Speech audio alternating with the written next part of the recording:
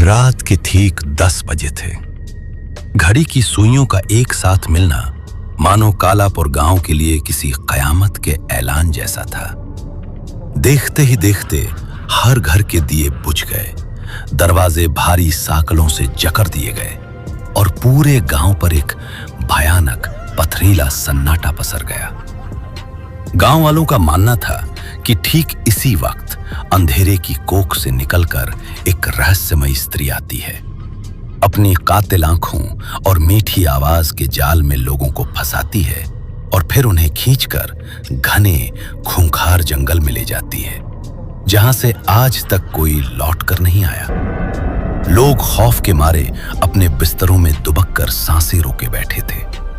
लेकिन इस खौफनाक सन्नाटे से बेखबर गांव के आखिरी छोर पर बनी एक पुरानी झोपड़ी में 3 दोस्त मौजूद थे, मुन्ना, गोलू और चिंकी।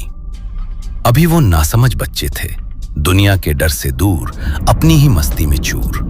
ओए मुन्ना, चिंकी, यार मेरे पेट में तो चूहे नहीं, जैसे पूरे के पूरे हाथी दौड़ रहे हैं। मुझे बहुत जोरों की भूख लगी है भाई, कुछ खाने को दो ना। तेरी की गोलू, थोड़ा धीरे बोल। बाहर का माहौल देखा है? इस सन्नाटे में तेरी आवाज दूर तक जाएगी। और इस आधी रात को तुझे क्या मिलेगा भला? सब लोग कुंडी मारकर सो चुके हैं। अरे चिंकी, तू भी ना डरती क्यों है? जब मुन्ना साथ है तो भूखे सोने की जरूरत नहीं है। इस वक्त जो मन करे हम वो खाएंगे। पर कैसे? इस वक्त क्या आसमान से खाना टपकेगा? आसमान से नहीं, हरिया काका के पेड़ से टपकेगा। याद है ना उनके बाग का वो बड़ा वाला पेड़, जिस पर एकदम पके हुए मीठे मीठे लाल अमरूद लटके हैं। उफ, हरिया काका के बाग के अमरूद। भाई, नाम सुनते ही मुंह में पानी आ गया। सच में वो अमरूद बहुत मीठे हैं। पर मुन्ना, जरा ध्यान से चलना होगा।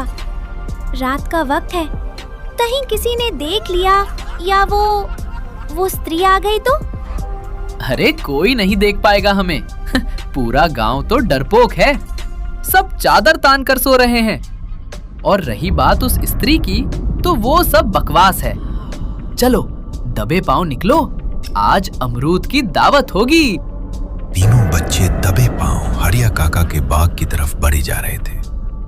चारों तरफ इतना सन्नाटा था कि उनके पैरों के नीचे कुचले जा रहे सूखे पत्तों की आवाज भी किसी धमाके जैसी लग रही थी। तभी अचानक हवा का एक झोंका आया। उस झोंके में अमरूद की नहीं, बल्कि गर्मा गर्म खस्ता समोसों की ऐसी सौंधी महक थी कि तीनों के कदम जहां के तहां ठिठक गए। उफ, भाई मुन्ना, चिंकी, रुक जाओ, सुंघो जरा, मुझे समोसे की महक आ रही है। असली वाले आलू से भरे गर्मा गर्म समोसे। समोसे? पागल हो गया है क्या गोलू?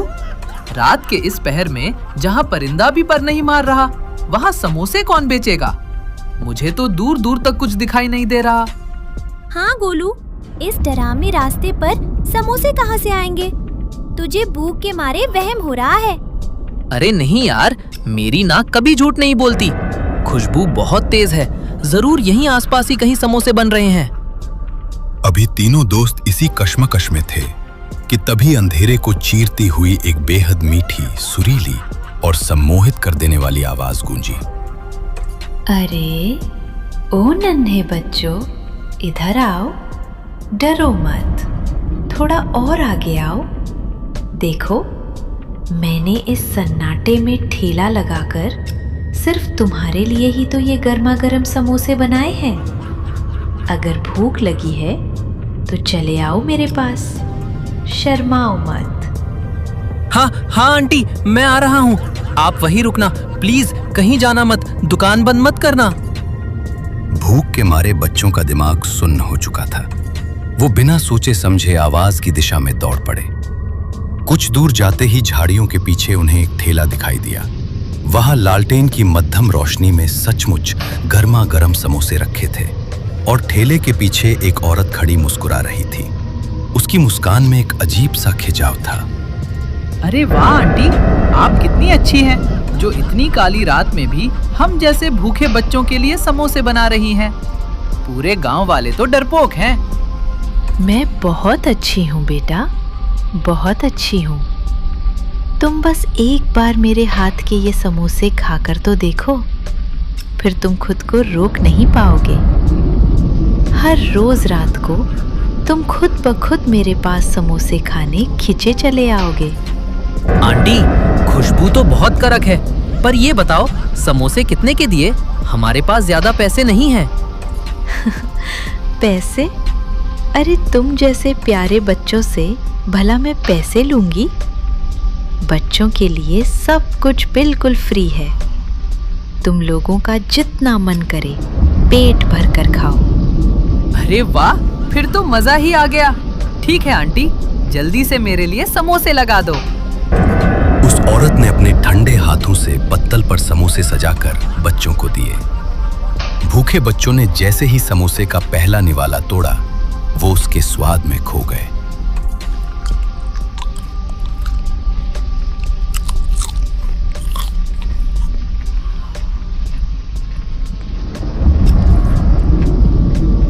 उफ आंटी, बहुत अच्छा और बहुत ही स्वादिष्ट समोसा है आपका। ऐसा स्वाद तो मैंने आज तक कभी नहीं चखा। हाँ आंटी, मजा आ गया। ठीक है बेटा, अगर अच्छा लगा तो कल रात फिर आना, मैं तुम्हें इससे भी स्वाद खिलाऊंगी।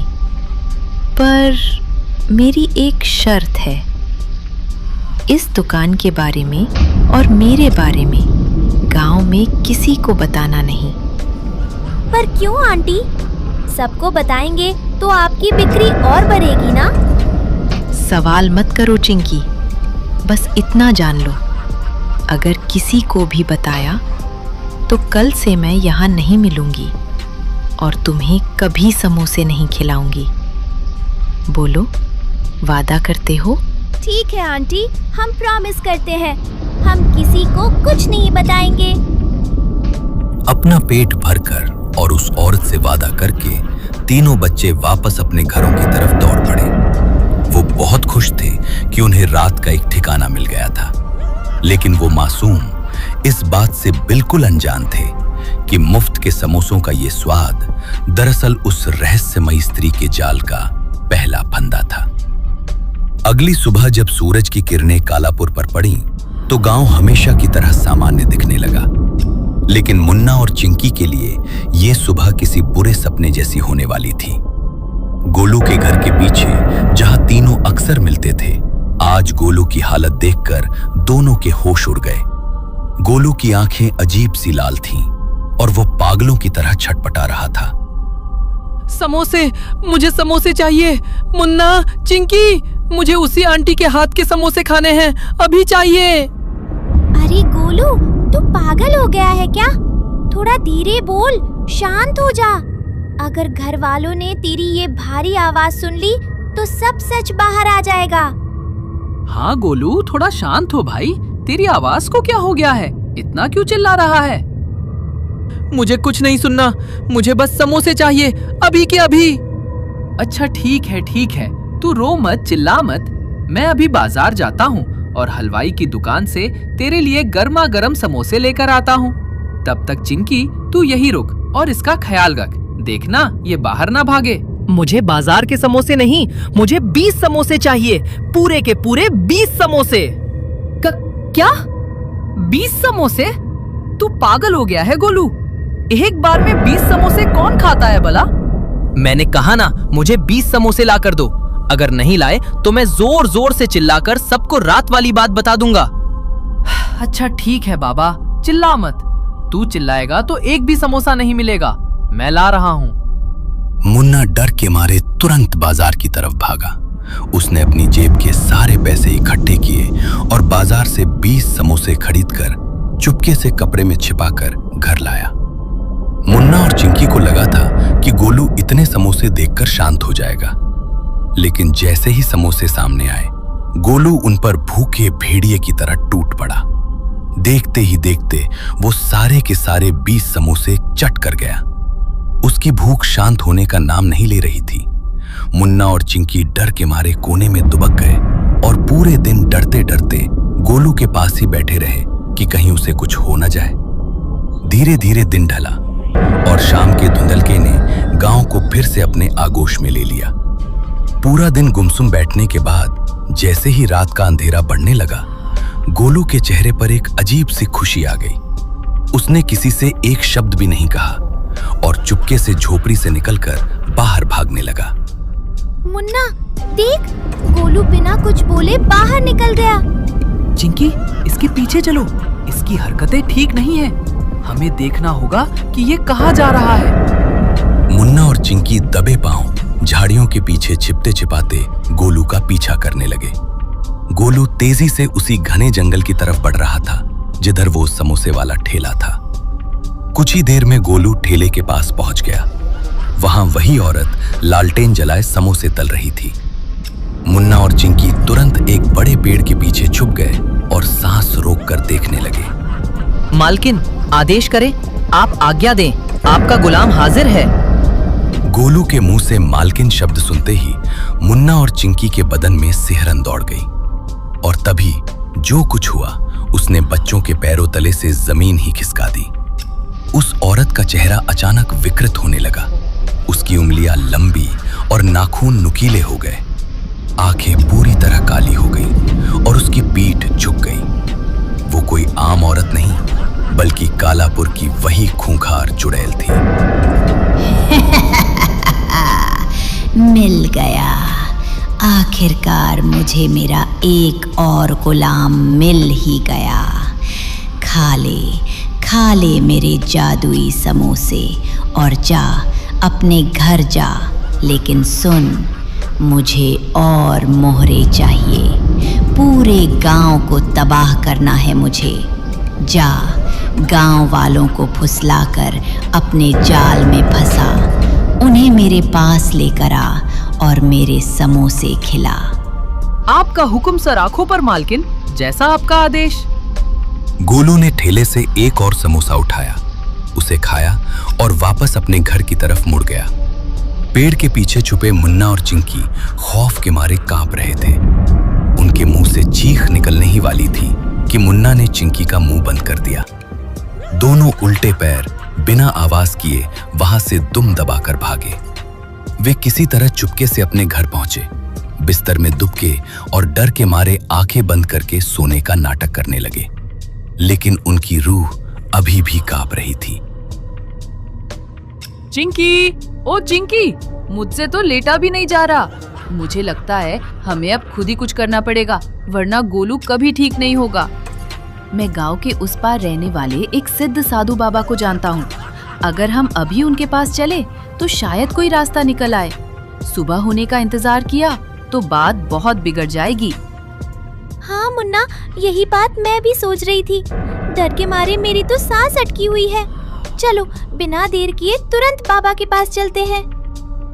दोनों बच्चे अंधेरी रात में छिपते छिपाते सीधा साधु बाबा की झोपड़ी पर पहुंचे। बाबा ध्यान में बैठे थे। बच्चों ने रोते हुए उन्हें शुरुआत से लेकर रात के ठेले और गोलू के चुड़ैल के वश में होने की सारी कहानी कह सुनाई। साधु बाबा ने गहरी सांस ली और अपनी आंखें खोली। बच्चा, जिसे तुम मामूली चुड़ैल समझ रहे हो, वो कोई आम दुष्ट आत्मा नहीं है। वो बरसों से सुलग रही प्रतिशोध की आग है। सालों पहले तुम्हारे ही गांव के लोगों ने उसे बेकसूर समझकर जिंदा जला दिया था। उसी का बदला वो आज पूरे गांव से ले रही है। पर बाबा, वो समोसे क्यों खिला रही है और गोलू ही उसका गुलाम क्यों बना? यही तो उसका माया जाल है। वो अपनी कढ़ाई में जादुई समोसे बनाती है। जो भी इंसान उन समोसों को खाता है और उसके मन में जरा सा भी लालच आता है, वो चुड़ैल के पूरी तरह वश में हो जाता है। तुम्हारे दोस्त गोलू ने न सिर्फ समोसे खाए, बल्कि लालच में आकर 20 समोसे और मांग लिए। इसी लालच ने उसे चुड़ैल का पक्का गुलाम बना दिया। बाबा, हमसे बहुत बड़ी गलती हो गई। प्लीज कोई उपाय बताओ बाबा, हमारे दोस्त को बचा लो। इसका सिर्फ एक ही उपाय है बच्चों। उस चुड़ैल की सारी शक्तियां उसकी जादुई कढ़ाई में बसती हैं। अगर तुम दोनों ने मिलकर उस जादुई कढ़ाई को तोड़ दिया तो उसका जादू हमेशा के लिए खत्म हो जाएगा। बाबा, क्या आप इस भयानक काम में हमारा साथ दोगे? हमें बहुत डर लग रहा है।